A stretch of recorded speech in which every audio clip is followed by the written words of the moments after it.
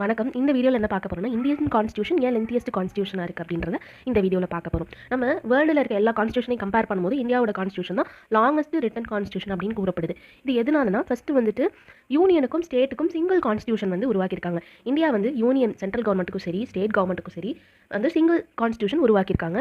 நம்ம யூஎஸ்ஏ வந்து கம்பேர் பண்ணும்போது ஃபெடரல் கண்ட்ரிஸ், ஏன்னா நம்ம ஃபெடரல் சிஸ்டம் தான் யூஸ் பண்ணிட்டு இருக்கோம்.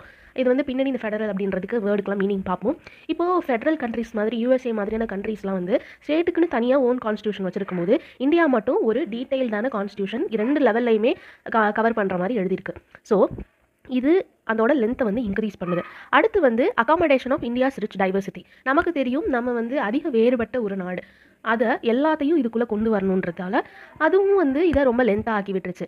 இப்போது இந்தியான்ற கண்ட்ரி, நம்ம கண்ட்ரி எடுத்துக்கிட்டோம்னா நிறைய லாங்குவேஜஸ், நிறைய கல்ச்சர், நிறைய ரிலீஜன், கேஸ்ட், கம்யூனிட்டின்னு சொல்லிக்கிட்டே போகலாம். இங்கேருந்து நீங்கள் ஒரு 3 டிஸ்ட்ரிக்ட் தள்ளி போனீங்கனாலே அவ்வளோ டிஃப்ரென்ஸ் இருக்கும். 2 டிஸ்ட்ரிக்ட் தள்ளினாலே அவ்வளோ டிஃப்ரென்ஸ் இருக்கும். அந்த அளவுக்கு நம்ம வந்து நிறைய டிஃப்ரென்சஸ் வந்து பார்க்க முடியும். இப்போது இந்த இதை வந்து நம்ம அகாமடேட் பண்ணிக்கணும், நம்ம அக்செப்ட் பண்ணிக்கணும் அப்படின்னா இதை உள்ளே கொண்டு வரணும். கான்ஸ்டியூஷனில் இதுக்காக எஸ்சிக்காக ஸ்பெஷல் ப்ரொவிஷன்ஸ் கொண்டு வந்திருக்காங்க. அதுக்கப்புறம் எஸ்டிக்காக ஸ்பெஷல் ப்ரொவிஷன்ஸ் கொண்டு வந்திருக்காங்க. மைனாரிட்டிஸ்க்காக ஸ்பெஷல் ப்ரொவிஷன்ஸ், விமன்ஸ்க்காக, இந்த மாதிரி ஒவ்வொருத்தரை பற்றியும் நிறைய வந்து கான்ஸ்டியூஷனில் கொடுத்துருக்காங்க. அது வந்துட்டு இந்த கான்ஸ்டியூஷனில் இருக்கிற காரணத்தினால வந்து இதோட லென்த் வந்து ரொம்ப அதிகமாக இருக்குது.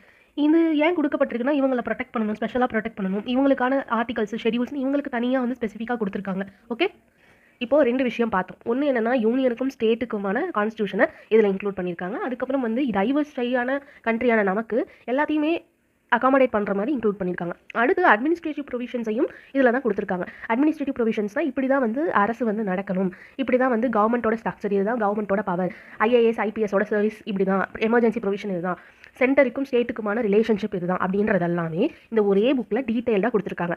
நிறைய மேட்டர்ஸ், இந்த மாதிரி நிறைய விஷயங்கள் வந்துட்டு ஆர்டினரி லாஸில் தான் இருக்குது நிறைய கண்ட்ரியில். ஆனால் நம்ம டேரெக்டாக கான்ஸ்டியூஷன்லேயே இது எழுதியிருக்கோம். ஸோ இது லென்த்தியாக இருக்கிறதுக்கு இதுவும் ஒரு ரீசனாக இருக்குது. அடுத்து இப்போ வந்து கவர்மெண்ட் ஆஃப் இந்தியா ஆக்ட் 1935 சொல்லிட்டு நம்ம ஒன்று பார்த்துருப்போம்.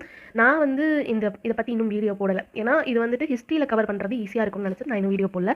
இந்த கவர்மெண்ட் ஆஃப் இந்தியா ஆக்ட் 1935 ஆதிக்கம், இன்ஃப்ளூயன்ஸ் வந்து நிறைய நம்மளோட கான்ஸ்டியூஷன் நம்ம இருக்கிறத பார்க்கலாம்.